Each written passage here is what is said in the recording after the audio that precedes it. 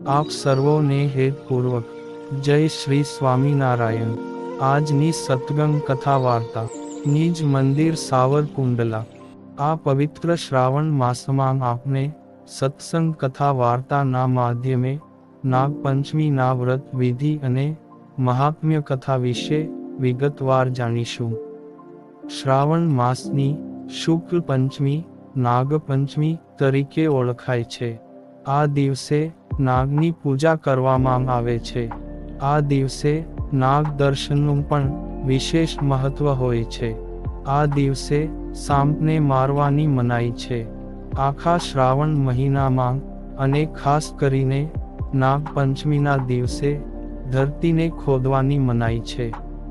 આ દિવસે સાપને દૂધ પીવડાવવામાં આવે છે। કેટલીક જગ્યાએ ખાસ કરીને ગુજરાતમાં શ્રાવણ માસની કૃષ્ણ પક્ષની પંચમીએ પણ નાગપંચમી ઉજવવામાં આવે છે। આ દિવસે પૂજામાં સફેદ ફૂલ મૂકવામાં આવે છે। નાગ દેવના નિવાસ સ્થાનની પૂજા કરવી જોઈએ। નાગ દેવતાને દૂધ પણ પીવડાવવું જોઈએ। નાગ દેવની સુગંધિત ફૂલ તેમજ ચંદનથી જ પૂજા કરવી જોઈએ, કારણ કે નાગ દેવને સુગંધ પ્રિય છે। ઓમ કુરુકુલે ફટ સ્વાહાનો જાપ કરવાથી સર્પનું વિષ દૂર થાય છે। નાગપંચમી શા માટે ઉજવવામાં આવે છે? નાગપંચમી ઉજવવા પાછળ એક દંતકથા છે। તે દંતકથા અનુસાર મહાભારત યુદ્ધ પછી પાંડવોએ અભિમન્યુના પુત્ર પરીક્ષિતને રાજા બનાવ્યા અને પોતે સૌ સ્વર્ગની યાત્રાએ નીકળ્યા હતા। પાંડવો પછી પૃથ્વી પર કલિયુગનું આગમન થયું હતું। રાજા પરીક્ષિતનું મૃત્યુ પણ સાપ કરડવાથી થયું હતું।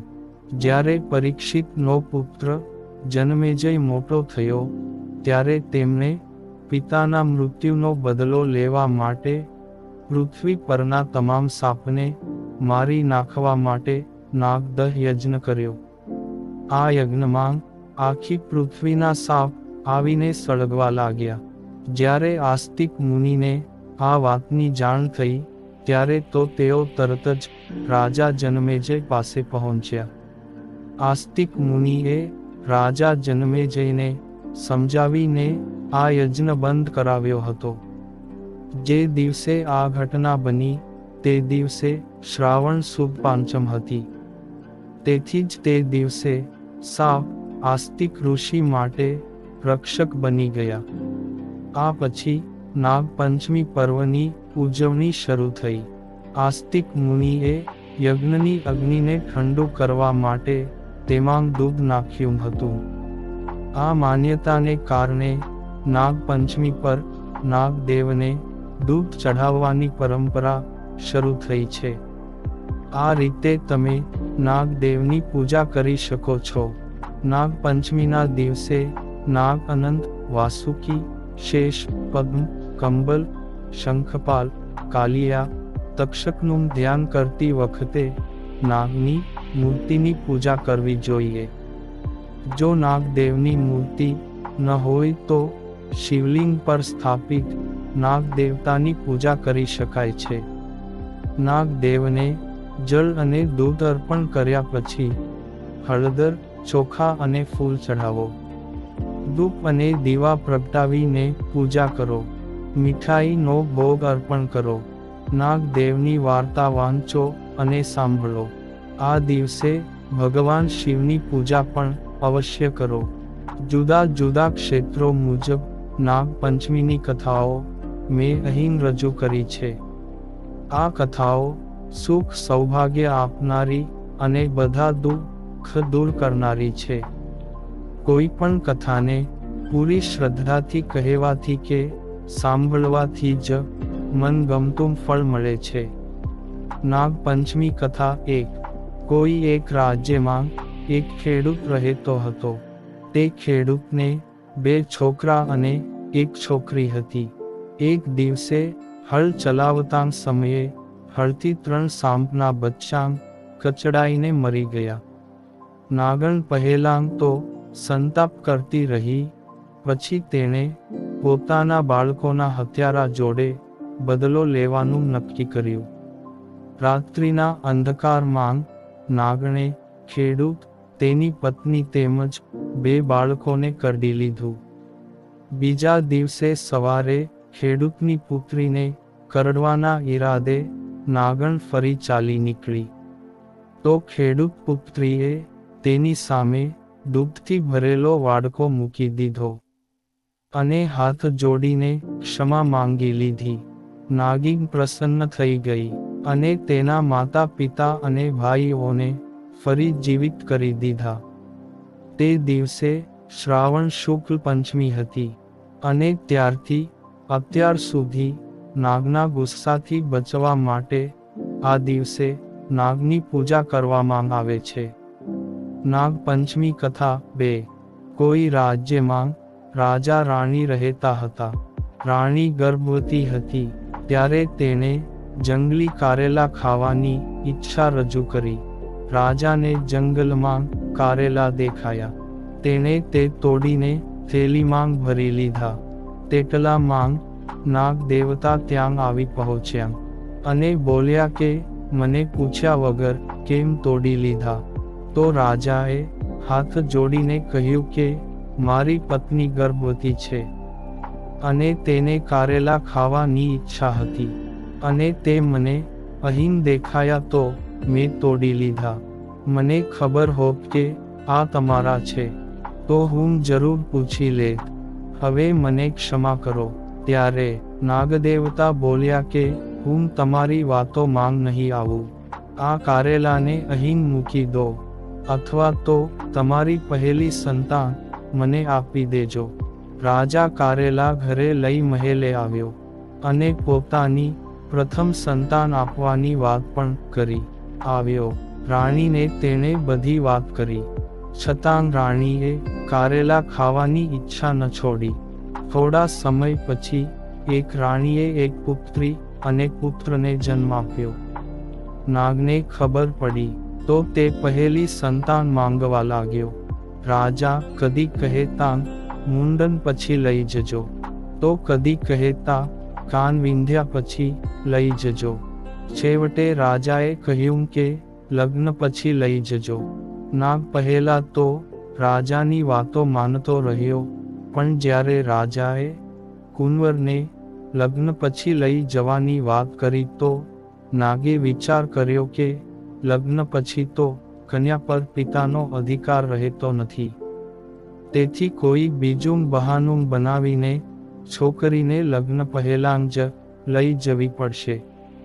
એક દિવસે રાજા પોતાની પુત્રીને તળાવ પર નહાવા માટે લઈ ગયો. તળાવના કિનારે એક સુંદર કમળનું ફૂલ હતું. રાજાની પુત્રી ફૂલ તોડવા આગળ વધી તો કમળનું ફૂલ પણ આગળ વધ્યું.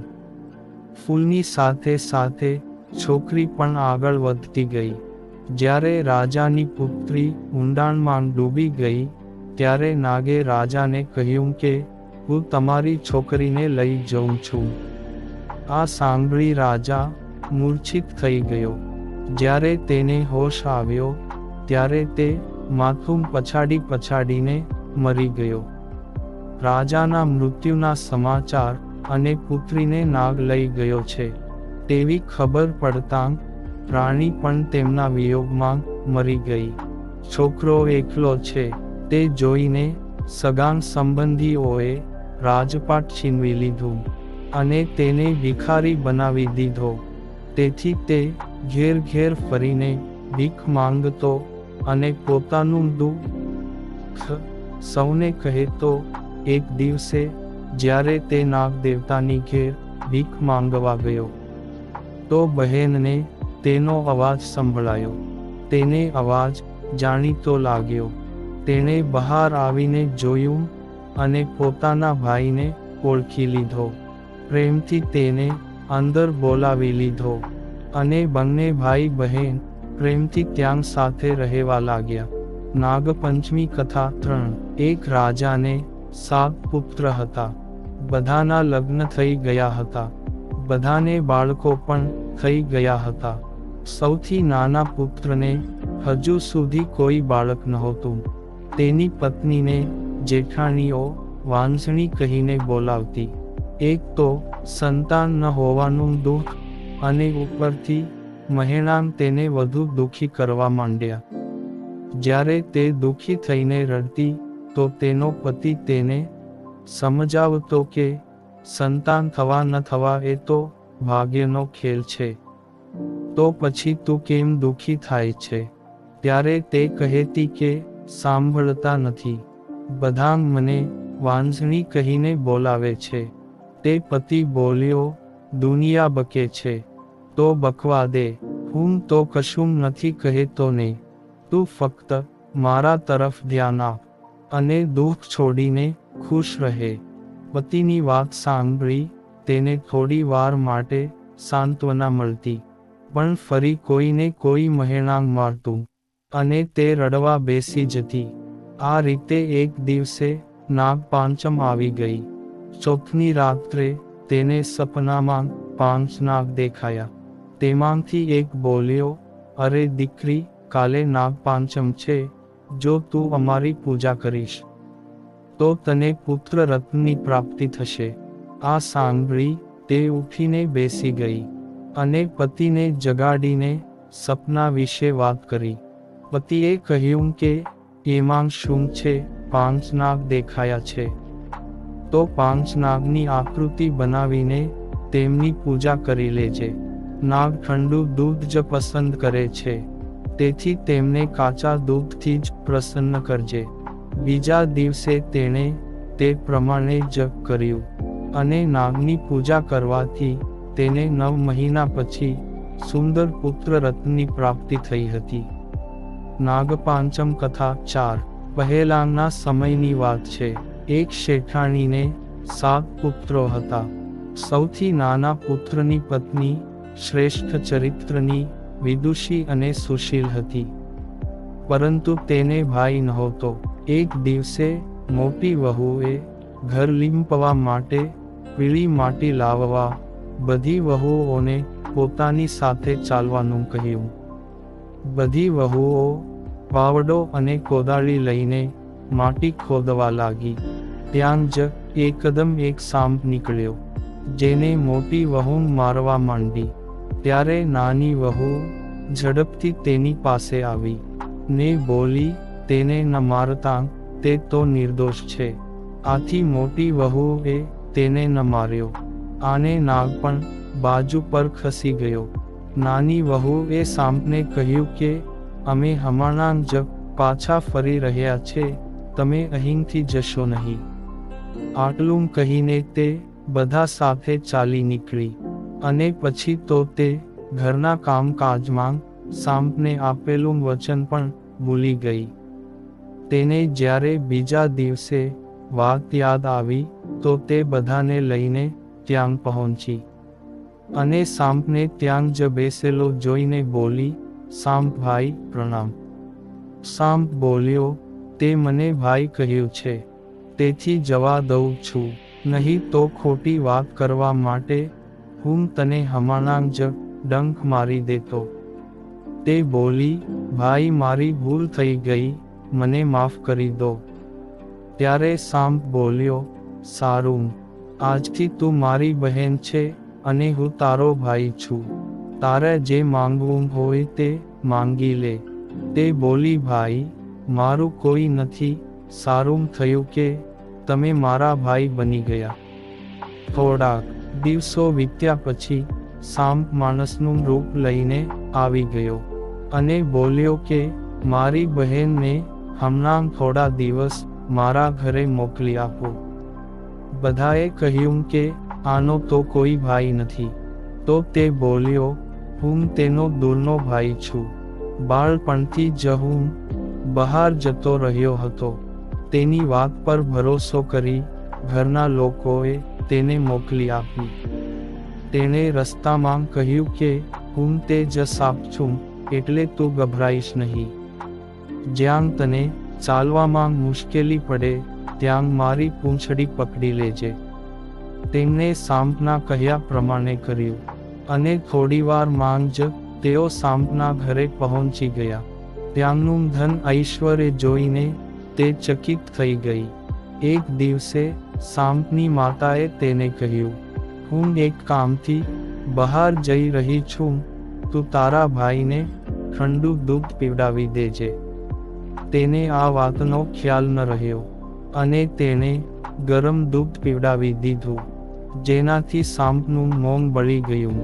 સાંપની માતાને ગુસ્સો આવ્યો, પણ સાંપે તેમને ચૂપ રહેવાનું કહ્યું. પછી તેને બધું સોનું, ચાંદી, હીરા ઝવેરાત આપીને સાસરીએ વળાવવામાં આવી. આટલું ધન જોઈને મોટી વહુને ઈર્ષા આવી, તેથી બોલી કે તારો ભાઈ તો ખૂબ ધનવાન છે, તારે તો બીજું વધુ ધન લેવું જોઈએ. સાંપે આ સાંભળ્યું તો તેને વધુ ધન લાવી આપ્યું. આ જોઈને તે ફરી બોલી, આ કચરો કાઢવાની સાવરણી પણ સોનાની હોવી જોઈએ. ત્યારે સાંપે સાવરણી પણ સોનાની લાવી આપી. સાંપે નાની વહુને હીરા મોતીનો અદ્ભુત હાર આપ્યો હતો. તે હારની પ્રશંસા તે દેશની રાણીએ સાંભળી અને તે રાજાને બોલી, શેઠની નાની વહુનો હાર અહીં આવી જવો જોઈએ. રાજાએ મંત્રીને હુકમ કર્યો કે શેઠની ઘેરથી હાર લાવીને જલ્દી હાજર થાવ. મંત્રીએ શેઠને કહ્યું કે મહારાણી નાની વહુનો હાર પહેરશે, તેથી તમે તે હાર લઈને મને આપો. શેઠજીએ ગભરાઈને તે હાર નાની વહુ પાસેથી લઈને આપી દીધો. નાની વહુને આ સારું ન લાગ્યું. તેણે પોતાના ભાઈને યાદ કર્યો અને તે સાંપ તરત જ આવી ગયો. નાની વહુએ પ્રાર્થના કરી કે ભાઈ, રાણીએ મારો હાર છીનવી લીધો છે, તમે કાંઈ એવું કરો કે જ્યારે રાણી ગળામાં તે હાર પહેરે ત્યારે તે સાંપ બની જાય, અને જ્યારે હું પહેરું ત્યારે તે પાછો હીરાનો હાર બની જાય. સાપે તેવું જ કર્યું. જેવો રાણીએ હાર પહેર્યો કે તરત જ તે સાપ બની ગયો. આ જોઈને રાણીએ ચીસ પાડી અને રડવા માંડી. રાજાએ શેઠાણી પાસે સમાચાર મોકલ્યા કે નાની વહુને તરત જ મોકલો. શેઠજી ગભરાઈ ગયા કે રાજા ન જાણે શું કરશે. તે પોતે નાની વહુને લઈને રાજા સામે હાજર થયા. રાજાએ નાની વહુને પૂછ્યું, તે શું જાદુ કર્યો છે?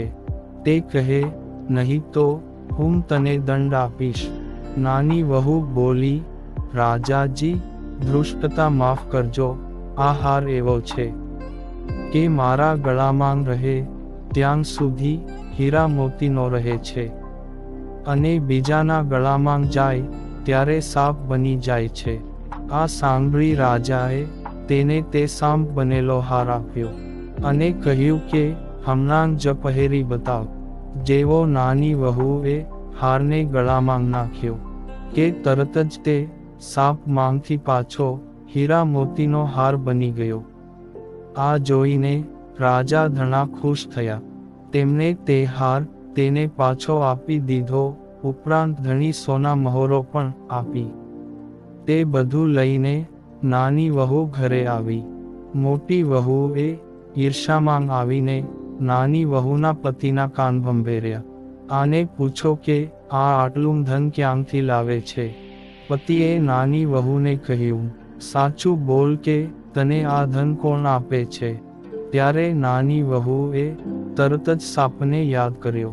સાપ તરત જ પ્રગટ થયો અને ગુસ્સામાં બોલ્યો, જે મારી ધર્મની બહેનના ચરિત્ર પર શંકા કરશે તેને હું ખાઈ જઈશ. નાની વહુનો પતિ ખુશ થઈ ગયો. તેને સાપ ભાઈનો સત્કાર કર્યો અને તે દિવસથી નાગપંચમીનો તહેવાર મનાવવામાં આવે છે. અને સ્ત્રીઓ સાપને પોતાનો ભાઈ માનીને તેની પૂજા કરે છે. આમ આપણે ઘણી બધી અલગ અલગ રીતે ઉજવણી કરવામાં આવતી નાગપંચમીની કથા સાંભળી ને આ સાથે અત્યારની કથાને વિરામ હવે પછીની કથા આપને આગળના ભાગમાં સાંભળશું. અત્યારે આપ સર્વોને ભાવથી જય માતાજી, જય શ્રી કૃષ્ણ, જય શ્રી સ્વામિનારાયણ.